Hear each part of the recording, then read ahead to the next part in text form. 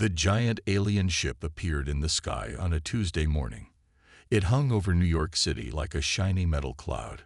Dr. Maya Washington watched it from her lab window. Her heart beat fast, but she kept her face calm. Maya moved her wheelchair closer to the window. The accident 5 years ago had taken away her ability to walk, but not her sharp mind. As the top space scientist in the country, she had always believed aliens existed. Now they were here. Her phone rang. It was the president. "Dr. Washington, we need you at headquarters now. The aliens want to talk to someone who understands space." "That's you."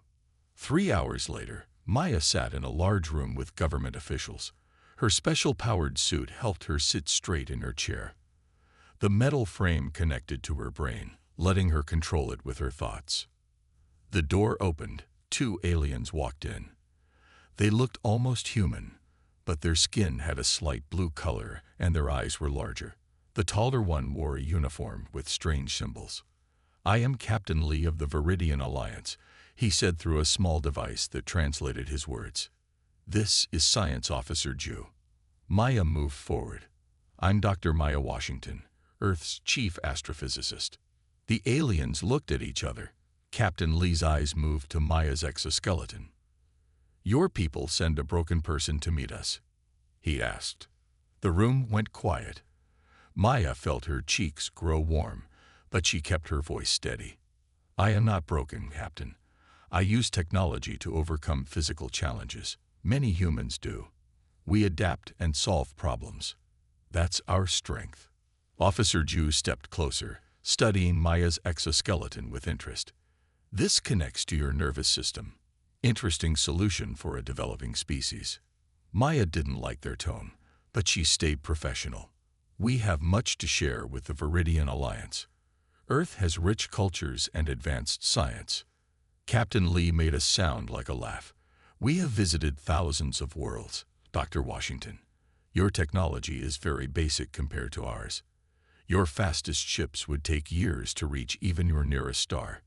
Yet we've mapped distant galaxies, split the atom, and created artificial intelligence," Maya replied.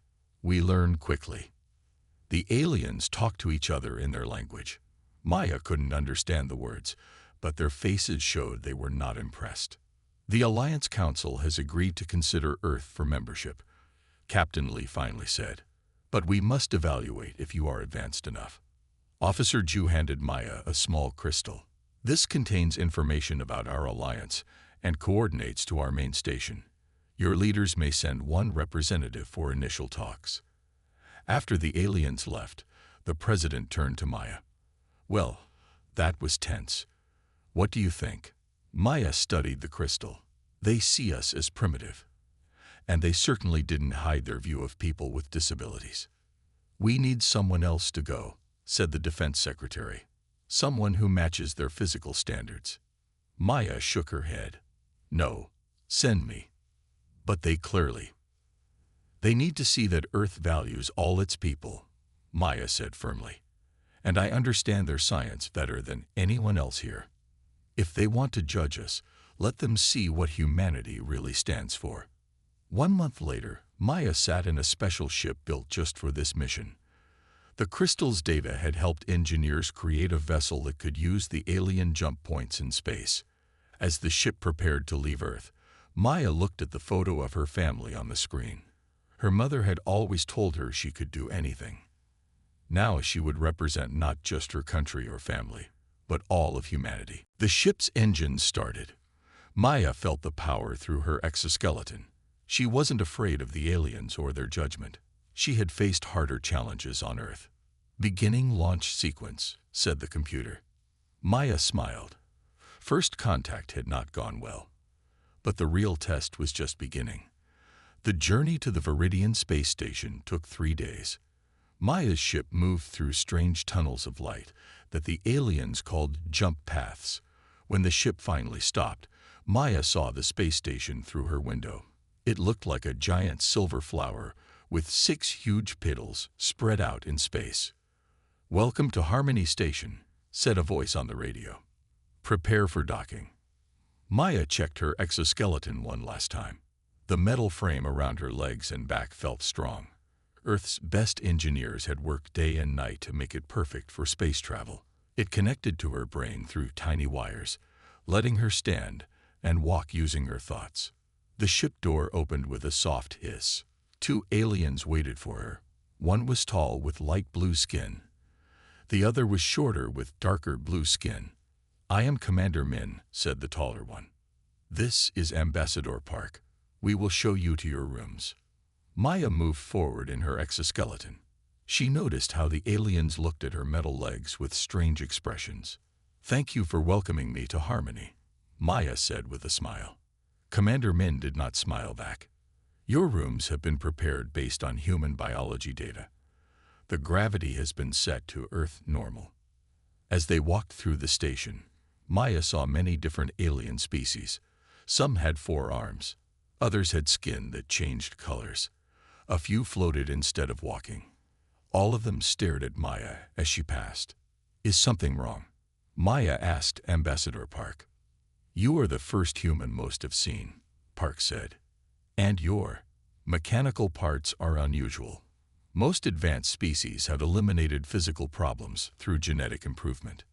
Maya kept her face calm, but inside she felt angry.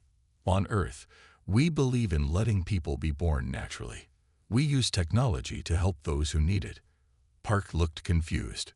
A strange choice. Maya's room was nice but small. It had a bed, some chairs, and a window that looked out at the stars. A computer screen on the wall showed the next day's meetings. That night, Maya could not sleep. She thought about Earth, so far away now. She thought about all the people counting on her. If she failed, the aliens might decide humans were not worth knowing. They might leave and never come back. Or worse, they might decide Earth was a problem. The next morning, Maya met with different alien groups. She showed them pictures of Earth's oceans, mountains, and cities. She talked about human art, music, and science.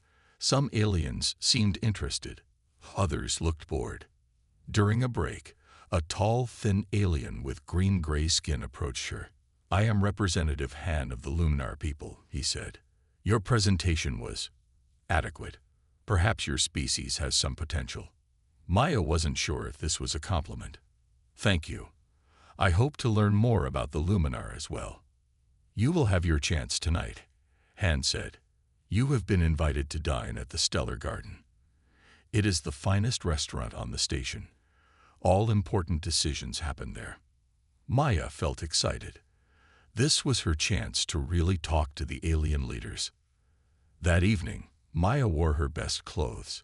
She had brought a special blue dress that fit over her exoskeleton. When she arrived at the Stellar Garden, she saw it was beautiful. The walls looked like they were made of stars. The ceiling showed moving pictures of different planets. A female alien with purple-blue skin stopped Maya at the door. "I am Hostess Song," she said. "Welcome to the Stellar Garden." Maya smiled. "Thank you. I'm honored to be invited." Song looked at Maya's exoskeleton with cold eyes. "I must inform you that mechanical devices are not permitted in the dining area. They disturb the ancient energies of our sacred space." Maya felt confused.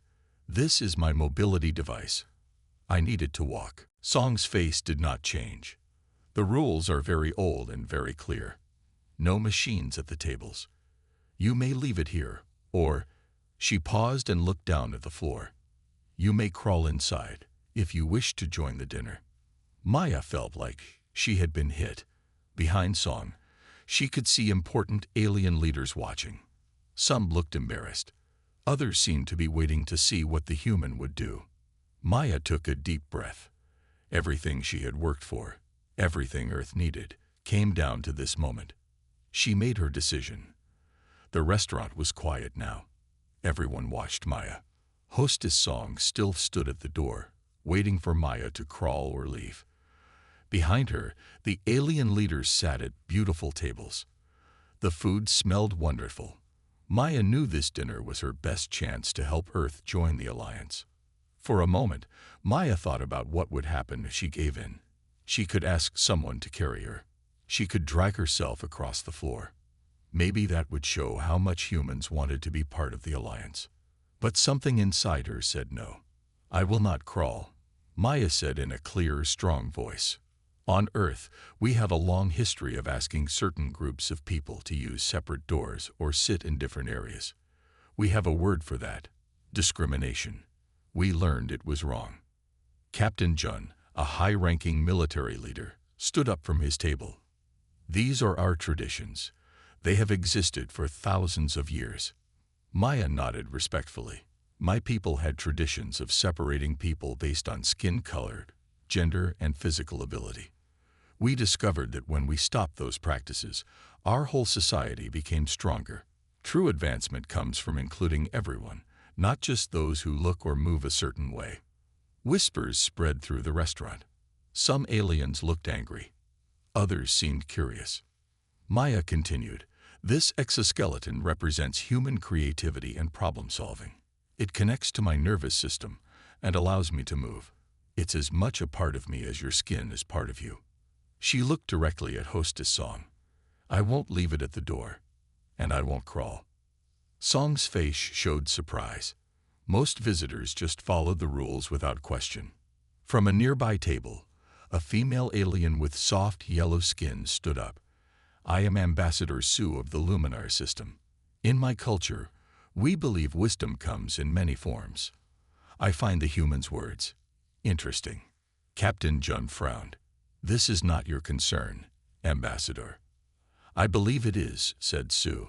"The Alliance claims to value diversity of thought, yet we enforce uniformity of physical form. This seems contradictory." Another alien joined them at the door. He was shorter with silver skin that seemed to shimmer in the light. "I am Representative G of the Moran people," he said. "My species communicates through light patterns on our skin. When we first joined the Alliance, we were asked to cover our skin in public spaces because our natural communication was considered disruptive technology. We gave up part of ourselves to belong." Maya hadn't expected allies. She looked at G's shimmering skin with wonder. "Your natural communication is beautiful. It should be celebrated, not hidden." More aliens began to speak up. Some shared stories of small humiliations they had faced in Alliance spaces. Others admitted they had never questioned the old rules before. Hostess Song looked uncertain now. She turned to an older alien sitting at a special table. "High Counselor Kim, what should I do? The rules are clear." The old alien studied Maya for a long moment. His eyes were deep and wise. "The rules were written before we met humans," he said slowly.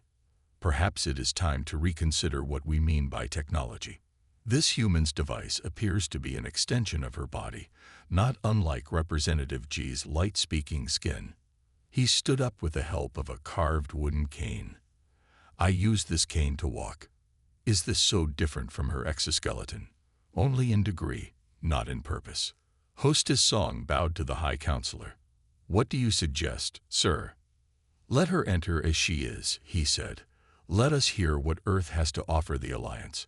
If we cannot adapt our thinking to new species, perhaps we are not as advanced as we believe." Song stepped aside. The door to the stellar garden was now open to Maya. "Please join us, Dr. Washington," said High Counselor Kim. "I would like to hear more about Earth's journey beyond physical limitations." Maya moved forward, her head held high. As she entered the restaurant, she noticed other aliens watching her with newfound respect. This wasn't just about a dinner anymore. It was about challenging the Alliance to live up to its own ideals. She sat at the High Counselor's table, her exoskeleton helping her settle into the strange chair. "Thank you for reconsidering," she said. "On Earth, we have a saying. The true measure of any society is how it treats its most vulnerable members." The High Counselor nodded slowly. "Perhaps humans have more to teach us than we expected." The news about what happened at the Stellar Garden spread quickly through the space station. The next morning, Maya found 3 different alien visitors waiting outside her room. "I am Representative Bach," said a small greenish alien. "This is Science Officer Mia and Cultural Expert Han. We would like to speak with you about your ideas." Maya invited them in. Over the next hour, They shared stories about their own experiences in the Alliance. Box people had 6 legs and were often mocked for their primitive walking style. Mia came from a world where everyone communicated through smell as well as sound. Hand species had 3 genders, which confused the Alliance's simple male-female systems. "We have stayed quiet for too long," said Bach. "Your stand made us think differently." By lunchtime, Maya's room was too small for all the visitors. They moved to a meeting hall where more aliens joined them. "Let's form a group," suggested Maya. "We can call it the Diversity Coalition. Together, we can show the Alliance how including different types of bodies and minds makes everyone stronger." The next day, Maya was asked to give a special talk to the Alliance Science Council. Many important scientists came to hear her. "On Earth," Maya explained, "many of our best inventions came from solving problems for people with different abilities. The first typewriter was created to help a blind person write. Text messages were first designed for deaf communication. Computer keyboards were improved for people with hand tremors." She showed them her exoskeleton. "This technology helps me, but the neural interface we developed has helped all humans better connect with computers. When we solve problems for some, we create benefits for all." Chief Scientist Min looked thoughtful. An interesting perspective. But what practical use is this philosophy to the Alliance? As if answering his question, alarms suddenly blared throughout the station. Red lights flashed in the hallways. "Emergency. Communication system failure," announced a voice over the speakers. "All technical staff report to Central Control." Maya followed the scientists to a large room full of screens and controls. Captain Jun was there, looking worried. "The quantum relay is failing," he explained. "We cannot communicate with any ships or planets. We are cut off." The scientists tried many solutions. Nothing worked. The quantum fields were unstable in ways they had never seen before.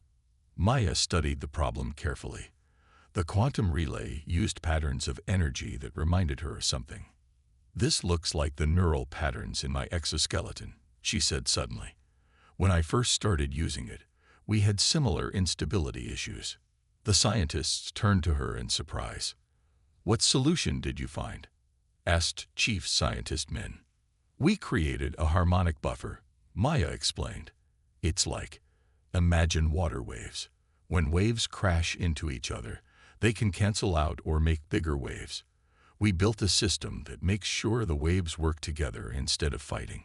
Using her exoskeleton software as a guide, Maya worked with the alien scientists to build a new buffer system for the quantum relay. They worked through the night, testing and adjusting. "Try it now," Maya said finally. Captain Jun activated the system. The screens lit up with incoming messages. The communication system was working again. "You've saved us from a serious crisis," said Captain Jun, looking at Maya with new respect. "How did you know this would work?" Maya smiled. "Because my disability forced me to understand neural interfaces. Sometimes what you see as a weakness can be a hidden strength." That evening, Maya was invited to a special dinner with the Alliance Council. This time, nobody questioned her exoskeleton. In fact, some council members asked her thoughtful questions about how it worked. High Counselor Kim raised his glass. "To our human friend, who has taught us an important lesson. True advancement comes not just from technology, but from how we use it to include everyone." Maya noticed other changes too. Restaurant doors were being widened for bigger species. Translation devices now included smell and light patterns. Signs appeared in multiple formats. "Your stand is changing things," said Ambassador Su as they walked through the station. "The council is reconsidering many old rules." Maya felt proud, but she knew this was just the beginning. Earth still needed to join the Alliance. The biggest test was yet to come. 1 month had passed since Maya first arrived at Harmony Station. Today was the most important day of her mission. The full Alliance Council would vote on whether Earth could join. Maya stood outside the Grand Council chamber. Her exoskeleton had been upgraded by Alliance engineers who were fascinated by how it worked. It now moved more smoothly and used less power. "Nervous?" asked Ambassador Sue, who had become Maya's friend. Yes, Maya admitted. Everything depends on today's vote. The huge doors opened. Inside, 50 council members sat in a circle. Each represented a different planet or species. High Counselor Kim sat at the center, his wise old face serious. "Dr. Maya Washington of Earth," he announced. "Please enter and address the council." Maya walked to the center of the room. All eyes were on her. She took a deep breath. "Honored council members, I came here to ask for Earth to join your alliance. I knew humans had much to learn from you. What I didn't expect was that we might have something to teach you as well." She looked around the room, meeting the eyes of aliens who had once looked down on her. "Earth is not perfect. We have made many mistakes in our history. We once divided ourselves based on skin color, gender, and physical abilities. We fought terrible wars because of these divisions." The council listened quietly as Maya continued. "But we learned to be better. We discovered that our greatest strength comes from including everyone. Each different perspective helps us solve problems in new ways. My exoskeleton exists because humans believe everyone deserves a chance to contribute." High Counselor Kim nodded. "Your actions have caused us to examine our own prejudices. This is not comfortable, but it is necessary." Captain Jun, who had once been so dismissive, now stood up. "The human solution to our communication crisis saved this station. If we had not listened to her different perspective, we might still be struggling." One by one, council members spoke. Some told of changes already happening on their worlds. Others admitted they had never questioned the old ways before. After everyone spoke, High Counselor Kim called for the vote. Maya held her breath as each member pressed a button on their seat. The result appeared on a large screen. 48 yes, 2 no. "Earth is accepted into the Viridian Alliance," announced High Counselor Kim. "Dr. Washington, you will be the first ambassador from your world." Maya felt tears in her eyes. She had done it. That evening, a celebration was held at the Stellar Garden. The restaurant looked different now. The entrance had been redesigned with a wide ramp. The tables could adjust to fit any body size or shape. Hostess Song greeted Maya with a respectful bow. "Welcome, Ambassador Washington. Your table is ready." Inside, Maya was surprised to see Earth food alongside alien dishes. There was even chocolate cake, her favorite. "We studied your planet's cuisine," explained Chef Ho. "Most interesting flavors." As Maya enjoyed the meal with her new friends, she noticed how much had changed. Alliance members of all shapes and sizes moved freely around the room. Some walked, some rolled, some floated. Devices that had once been banned were now accepted as parts of their users. High Counselor Kim joined Maya at her table. "In 300 years, no one has challenged our traditions like you did. It was uncomfortable at first, but necessary." "Change is often uncomfortable," Maya said, "but it's how we grow." The counselor smiled. "The Stellar Garden has been renamed the Open Door to honor your stand, and we have created a new position, Alliance Accessibility Officer.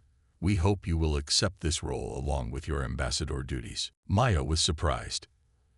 "You want me to help make the Alliance more inclusive for everyone?" "Yes, your perspective is valuable to us all." As the celebration continued, Maya looked out the window at the stars. Somewhere out there was Earth, waiting to hear the good news. Humans would soon join the galactic community, not as lesser beings, but as equals with unique contributions to make. Maya thought about her journey. From a scientist working in her lab to a woman who changed an entire interstellar alliance. Her disability, which some had seen as a weakness, had become her greatest strength. "To new beginnings," she said, raising her glass to the stars. "The end